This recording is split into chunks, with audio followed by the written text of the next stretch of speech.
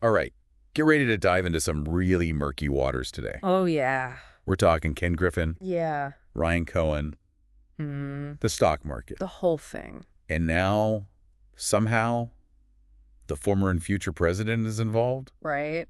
It's a lot. It's a lot to untangle. It is. So where do we even begin with this? Well, I think a good place to start would be with this short news podcast we found. Okay. It gives a decent overview of the situation. Okay, so let's use that as a jumping off point, and then we can dig into all the theories and speculation that are swirling around online. Especially on Reddit. Yeah, places like our Superstonk and our GME.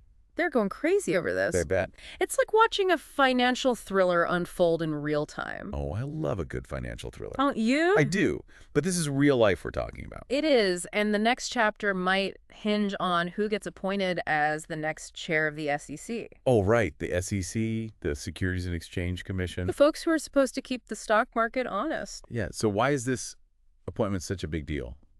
Because the SEC chair has the power to really shake things up. Like really shake things up. Yeah, big time. So who are we looking at for this position? Well, there are two names that seem to be emerging as frontrunners. Richard E. Farley Okay. and Hester M. Pierce. Yeah, all right, tell me about them. So Farley is a partner at a firm that mainly advises big banks. Okay, Wall Street through and through. Exactly. So probably not the champion of the little guy that some folks on Reddit are hoping for. Probably not. And what about Hester Pierce? Well, she's already an SEC commissioner. Okay. And she's got this reputation for being pro-market, Uh-huh. pro-innovation. Okay. Some even call her crypto mom because of her stance on cryptocurrency. Oh, interesting. She's been very vocal about making the market more accessible for retail investors and pushing back against what she sees as over-regulation. So two potentially very different approaches to leading the SEC. Yeah. One more traditional, the other a bit more rebellious, maybe. Yeah. You could say that.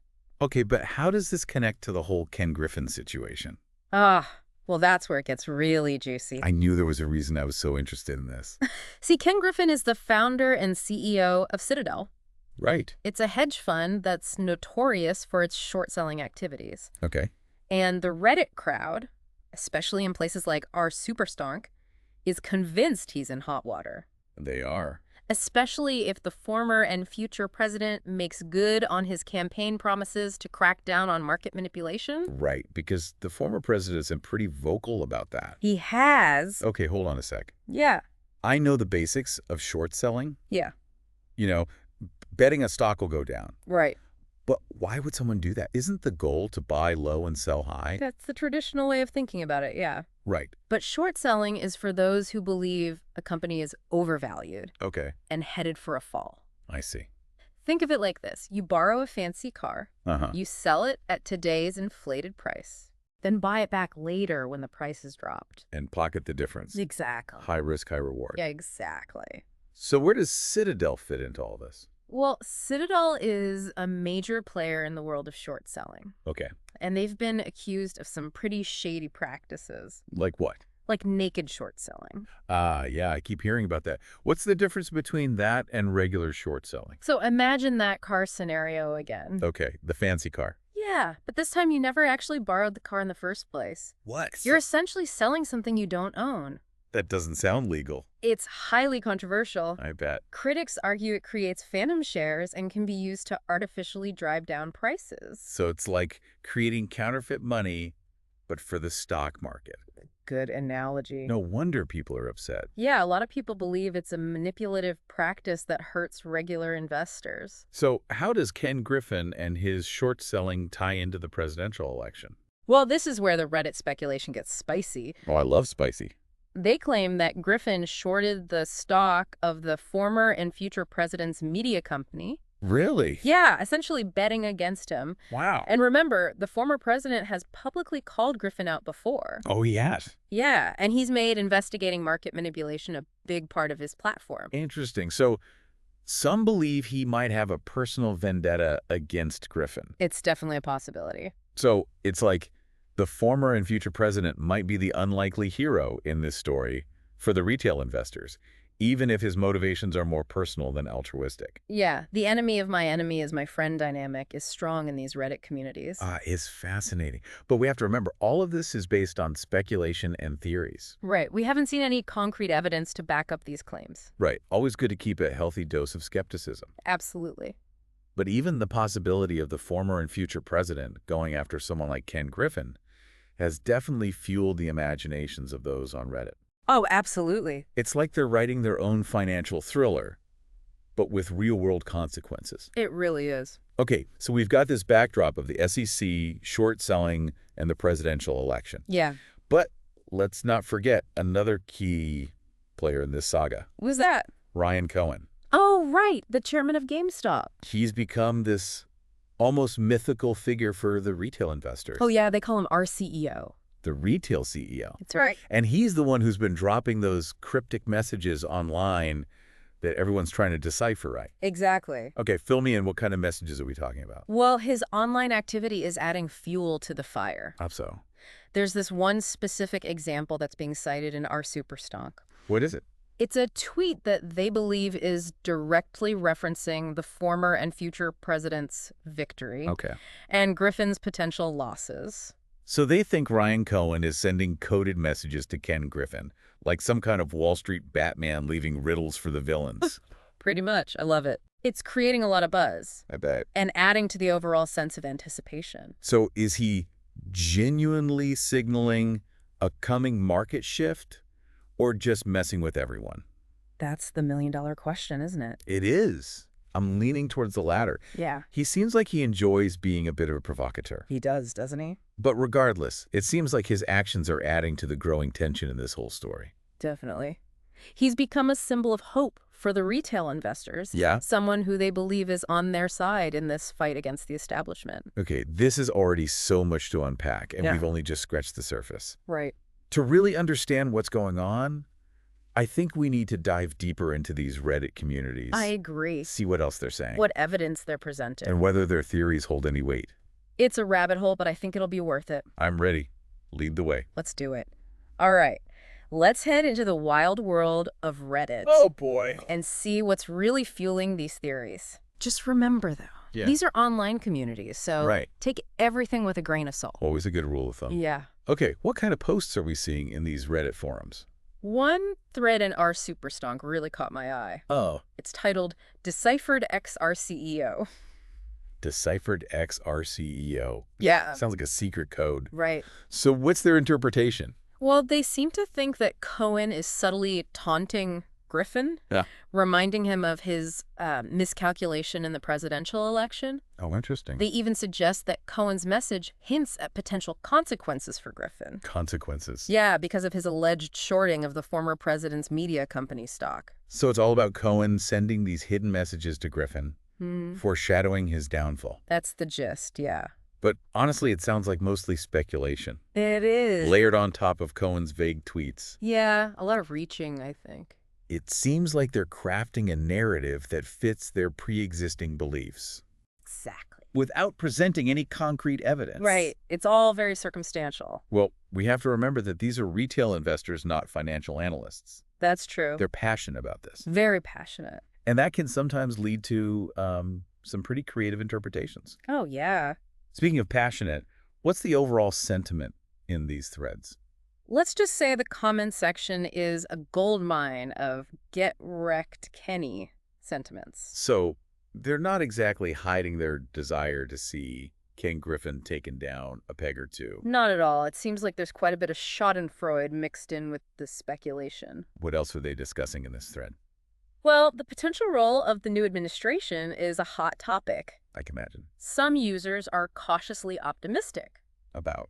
They're suggesting that even if the former and future president's motives are driven by personal grudges, his crackdown on market manipulation could actually benefit retail investors in the long run. So they're willing to overlook the personal vendetta aspect, It seems so, yeah. if it means achieving their goals. It's a fascinating example of how shared goals can create these unusual alliances. Yeah, definitely.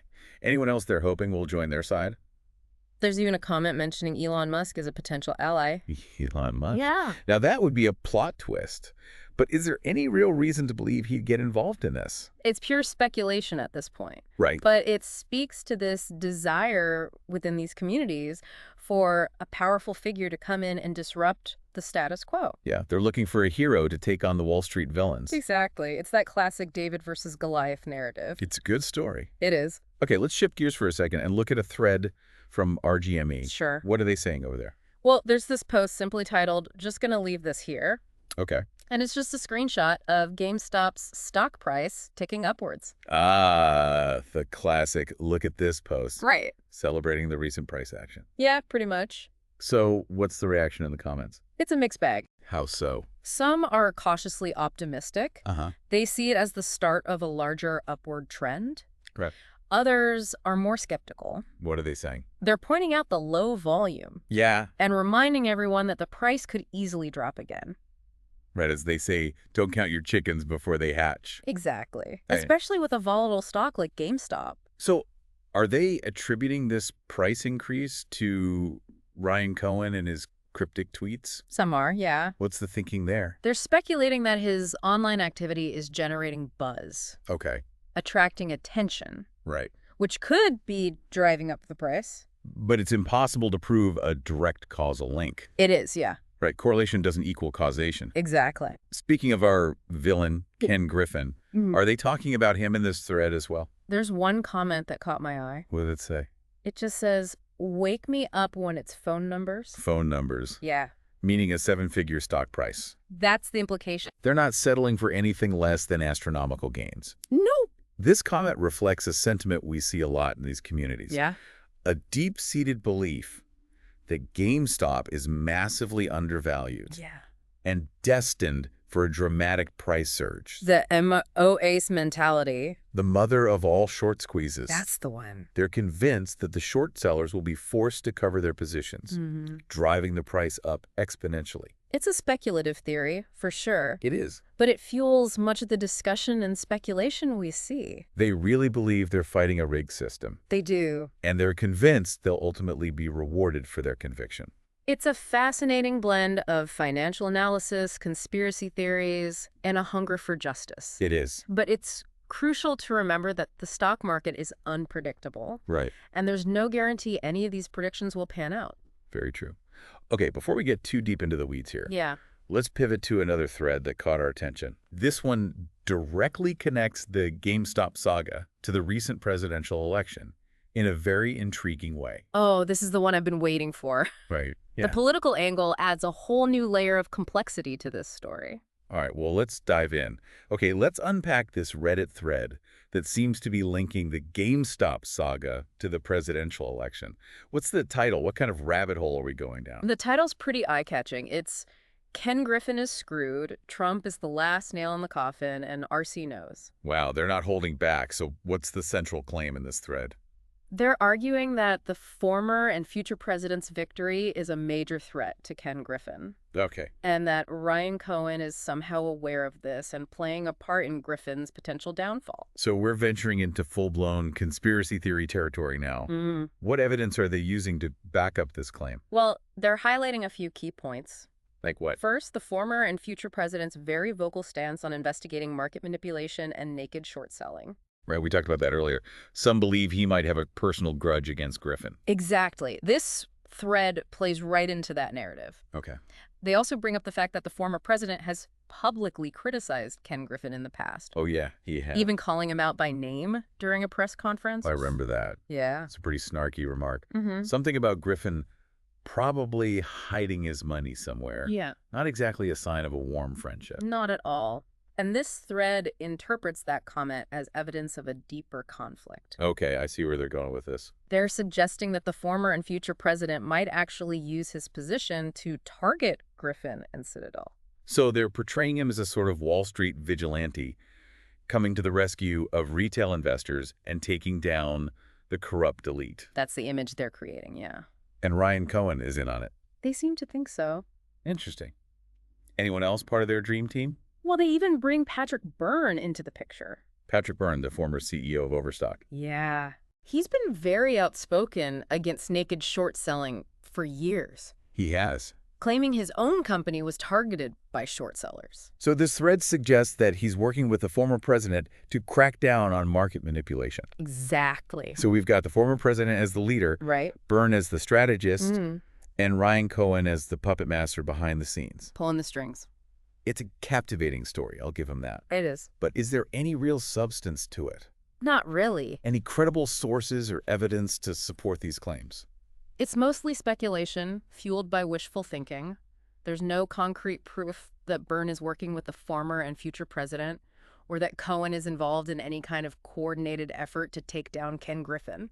Right. It's important to separate fact from fiction, especially when we're dealing with online forums where speculation can run wild. Absolutely. But even if the specifics of this theory are questionable, it does reflect a broader sentiment we see in these communities. Yeah. A profound distrust of Wall Street and a strong desire for someone to come in and shake up the system. It's like they're longing for a savior, someone who can level the playing field and give them a fighting chance. And in their minds, the former and future president, with his history of challenging the establishment, fits that role perfectly. It's fascinating, isn't it? They're projecting their hopes and desires onto someone who might not actually share their interests or goals. Absolutely. It reminds us that the stories we tell ourselves, especially in times of uncertainty, can be just as powerful as facts. That's a really good point. But okay, let's zoom out for a moment. What are the key takeaways from all these Reddit discussions we've explored today? I think the main takeaway is that there's a deep-seated unease among retail investors, Yeah? especially those following the GameStop saga. They believe the market is rigged against them, and they're desperate for change. They're yearning for disruption, something to upend the status quo and create a more level playing field. And this recent presidential election, with its surprise outcome and potential for regulatory changes, is feeding that hope. Exactly. It's a time of heightened anticipation and uncertainty, and as we've seen, people are trying to make sense of it all, connecting the dots in ways that align with their own beliefs. It's a good reminder that the stock market isn't just about numbers and charts. Right. It's also about psychology Emotion. and the narratives we create about how the world works. And those narratives, whether based on fact or fiction, can profoundly impact how we invest, perceive risk, and react to events. Well said. This deep dive has given us a fascinating glimpse into that world of narratives. We've explored the hopes and fears of retail investors, their attempts to decode cryptic messages, and their efforts to connect seemingly disparate events. It's been a real journey into the heart of the GameStop saga, a story that continues to unfold and captivate millions. Absolutely. And as this story evolves, it'll be interesting to see how these narratives shift and adapt. But for now, we'll leave you with this thought. The stock market is a complex and unpredictable beast. Even the most carefully crafted narratives can be shattered by the unexpected. So stay informed, stay vigilant, and never underestimate the power of a good story. Until next time, keep exploring, keep questioning, and keep diving deep.